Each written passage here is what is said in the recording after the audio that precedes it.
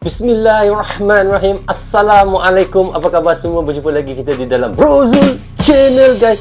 Apa khabar anda orang Indonesia, orang Malaysia, orang Brunei, orang Singapura ataupun di seluruh dunia ataupun di seluruh Asia Tenggara? Apa khabar anda semua? Saya doakan semoga anda sentiasa sihat, sentiasa dalam rahmat Allah, sentiasa dalam lindungan Allah dan sentiasa diberkati oleh Allah SWT. Itulah sebaiknya rezeki yang Allah berikan kepada kita, iaitu kesihatan dan umur yang panjang. Okey, hari ini saya mahu menyaksikan satu lagi video daripada channel Portal Magazine. Jangan lupa pergi ke channel Portal Magazine, klik butang subscribe-nya dan klik butang loceng, tanda sokongan anda juga kepada Portal Magazine, guys. Okey guys, hari ini saya mahu menyaksikan satu lagi video daripada channel, iaitu Portal Magazine. Katanya di sini, permintaan Ruslan Botton ke Jeneral Andika Perkasa, prajurit tangguh, prajurit handal. Apakah yang diminta oleh Ruslan Botton ni, guys?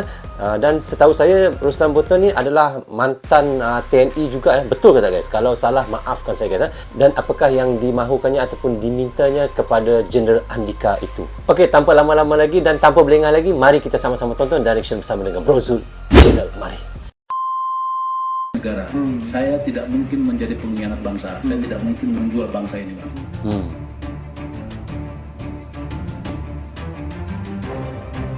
Oh, ini Kopassus juga. Rasanya dia ini dulu bekas Kopassus, guys. Kalau anda tahu, anda boleh komen di bawah komentar saya, guys.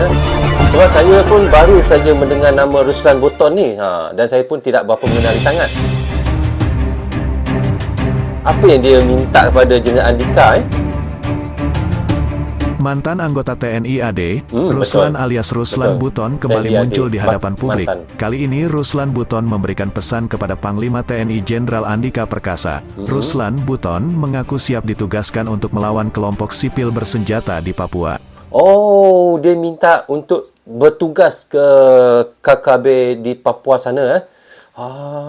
Mulia sungguh. Sudah pensiun ataupun kalau orang Indonesia panggil pensiun, tapi mahu bertugas lagi. Bahkan Ruslan Botton berharap Panglima TNI Jenderal Andika Perkasa memanfaatkan ia dan para mantan prajurit yang dipecat untuk menumpas pemberontak negara. Ruslan Botton mengaku mendidih darahnya dan tidak terima makin banyak prajurit TNI yang gugur di Papua diserang kelompok bersenjata. Ya guys, maaf sebentar guys. Isu yang di Papua ni guys, memang sekarang ni sangat panas, sangat hangat. Saya pun baru saja mengikuti perkembangan di Papua ni sebab saya selalu nampak di scroll nampaklah tentang di Papua ni, tentang TNI yang banyak ada yang sudah terkorban disebabkan mereka ni. Ini saya baru mereactionkan, guys. Saya tak pernah lagi mereaction untuk kisah mereka ni. Ini kira pertama kali lah. Okey guys, kita lanjut. Dia mohon ke Jenderal Andika untuk ia dan rekan-rekannya ex-tentara bisa ikut terjun ke Papua. Ruslan Botton mengajukan diri kepada Panglima TNI Jenderal Andika Perkasa untuk bisa menjalankan operasi tumpas KKB di Papua. Ruslan Botton yang baru saja menghirup udara bebas dari penjara, tidak main-main meminta hal itu kepada Jenderal Andika. Dia baru saja keluar daripada penjara. Kerana apa dia masuk penjara tu, guys? Anda boleh bagi tahu saya kerana apa?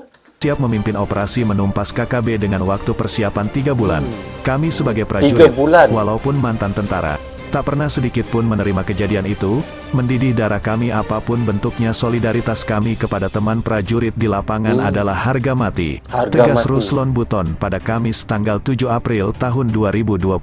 Betul-betul marah Ruslan mengaku meski sudah dipecat dari TNI, dia tetap setia dan cinta pada TNI. Ia merasa tidak bisa diam. Dia tak rela TNI jadi bulan-bulanan KKB Papua. Maafkan saya, guys. Tadi saya kata pensiun. Rupa-rupanya dia bukan pensiun, guys. Rupa-rupanya dia dipecat. Itu yang saya mau tahu, kenapa dia dulu dipecat. Sedangkan dia ni seorang darah perwira, tau. Darah perwira. Seorang kira orang kata yang mahu berkorban demi negara. Tetapi dipecat dulu. Kenapa? Itu yang kita mau tahu tu. Okey, anda boleh komen, guys, kalau anda tahu. Maaflah, guys, sebab saya pun baru saja mendengar nama Ruslan Botton. Anda yang tahu lama, mungkin anda boleh bagi tahu pada saya. Okey, guys, kita lanjut. Prajurit TNI dari Kahari ada saja yang gugur diserang KKB. Jangan sampai TNI terkesan lemah tidak punya kemampuan tempur. Ini sangat menyayat hati kami, ujarnya. Untuk itu, Ruslan Botton tegas saja meminta direktur oleh Jenderal Andika untuk bisa ikut menumpas KKB Papua. Maka menawarkan diri kepada Bapak Panglima, rekrut kami, ajak kami, beri kami waktu mungkin 3 bulan, kami siapkan personel, melaksanakan latihan pratugas, untuk kami berangkat ke Papua. 3 bulan, dia minta limit 3 bulan kepada Jeneral Andika Perkasa untuk dia menyelesaikan masalah yang ada di Papua tu. Kira 3 bulan tu masa yang singkat juga tu. Kira hebat ni. Ini kira taraf-taraf komando ni guys. Kalau Indonesia Kopassus ya. Ini kira taraf-taraf Kopassus yang bukan kaling-kaling ni kalau orang macam ni. Dia sendiri yang akan memimpinnya. Dia yang akan memimpin ujar Ruslan Buton dengan lantang. Dia menegaskan siap terjun berkorban demi bangsa dan negara. Ruslan menegaskan dia tidak ingin Republik Indonesia pecah dikuasai kepentingan asing atau akibat kesalahan kebijakan politik, atau negeri ini runtuh lepas satu persatu terutama Papua. Salam hormat Ruslan pangkat terakhir Kapten, tegasnya.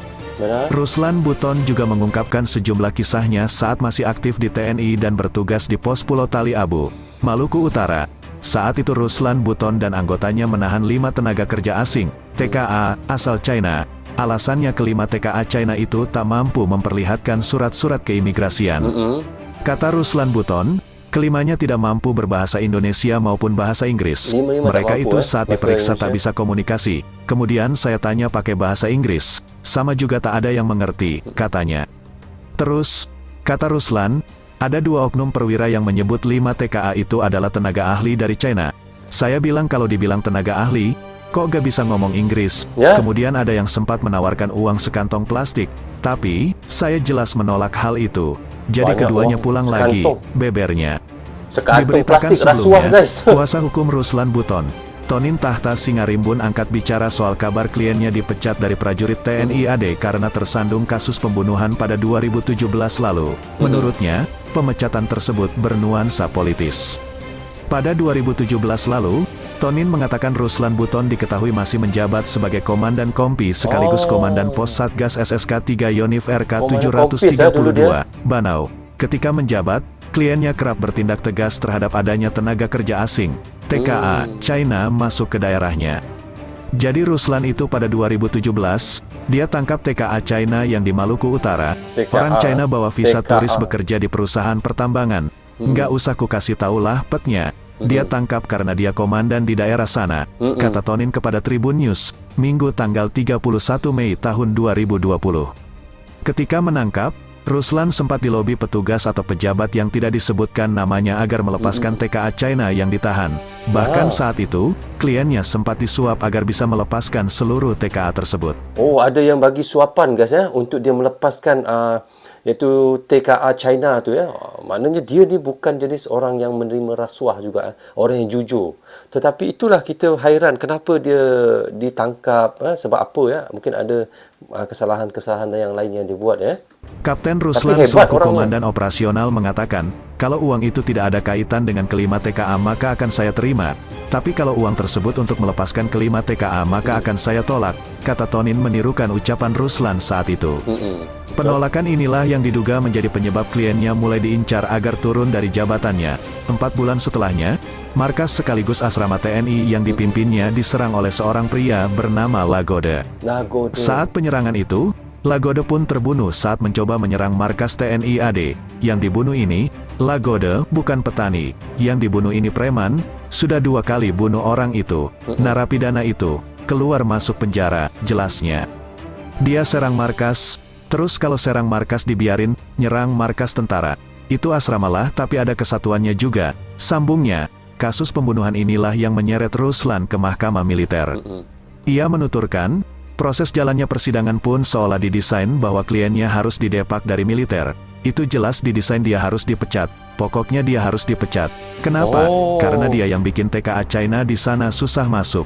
Berarti direkondisikan preman ini untuk mengganggukan, ujar dia. Sebagai informasi, saat menjabat Komandan Kompi sekaligus Komandan Pos Satgas SSK 3 Yonif RK 732, Banau, Ruslan terlibat dalam kasus pembunuhan Lagode pada tanggal 27 Oktober tahun 2017. Lagode ini disebut-sebut sebagai seorang petani. Pengadilan Militer Ambon memutuskan hukuman penjara 1 tahun 10 bulan dan pemecatan dari anggota TNI AD kepada Ruslan pada tanggal 6 Juni tahun 2008. Sebab itu dia ditangkap ya. Dan ditahan. Baru saya tahu guys. So okay guys, kita dah reaction tadi daripada channel Portal Magazine, permintaan Ruslan Botton ke Jeneral Andika Perkasa. Dia minta iaitu Jeneral Andika memberi tugasan kepadanya untuk dihantar ke Papua guys, untuk menumpaskan iaitu boleh katakan teroris lah teroris mereka di Papua tu untuk menumpaskan teroris-teroris yang ada di sana lah, supaya Ruslan Botton ni dengan sahabat-sahabatnya yang lain ataupun kawan-kawannya yang lain, tentera-tentera yang lain boleh untuk menumpaskan Papua di sana guys. Kerana terlalu banyak kebelakangan ini iaitu pasukan-pasukan TNI yang banyak yang telah tumbang dan terkorban disebabkan mereka yang ada di Papua itu. Seperti mana yang kita tahu iaitu Ruslan Botton ni dia adalah mantan TNI dan saya rasa dia adalah seorang Kopassus ni sebab dia punya cara dan gayanya kalau kita tengok dia memang seorang yang bukan kaling-kaling guys. Dia seorang yang hebat saya tengok. Kerana apa? Cara dia minta izin dengan iaitu Jeneral Andika tu seolah-olah memang dia yakin dia boleh menumpaskan teroris yang ada di Papua tu. Bayangkan guys, kalau orang yang bukan biasa-biasa, dia tak akan nak buat benda tu. Ini maknanya dia ni orang yang sangat hebat.